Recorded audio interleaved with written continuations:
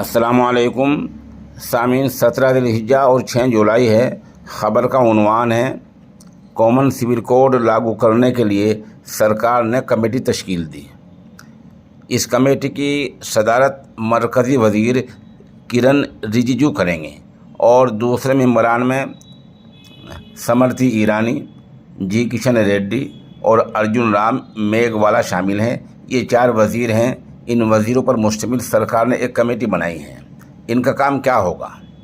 یہ وزیر سمان ناگرک سنہتا یعنی کامن سول کوڈ سے جڑے الگ الگ ایشوز پر صلاح و مشورہ کریں گے، جیسے آدیواسیوں سے جڑے مدعے پر کرن رجیجو، خواتین کے تعلق سے ایشو پر سمرتی ایرانی اور جنوبی ریاستوں سے جڑے ایشوز پر جی کشن ریڈی اور قانونی پہلوؤں پر قانونی منتری ارجن رام میگھوالا صلاح و مشورہ کریں گے۔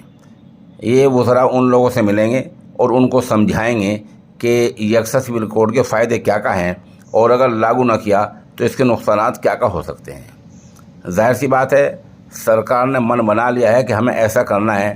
اب کمیٹی جو تشکیل دی ہے، یہ کمیٹی اس لیے بے معنی ہے کہ کمیٹی میں صرف سرکاری لوگ ہیں۔ کمیٹی تب بامعنی اور مفید اور کارگر ہو سکتی تھی اس میں اپوزیشن لیڈر ہوتے، ملک میں جو بڑی اپوزیشن پارٹیاں ہیں ان کے نمائندے ہوتے، ان سب پر مل کر ایک کمیٹی ہوتی، وہ پھر صلاح و مشورہ کرتے، اس کے بعد کوئی بات نکل کر آ جاتی ہے۔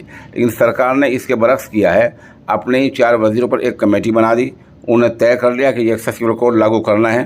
اس کے بعد وہ لوگوں سے صلاح و مشورہ کریں گے اور ان کو اس کے فائدے سمجھائیں گے۔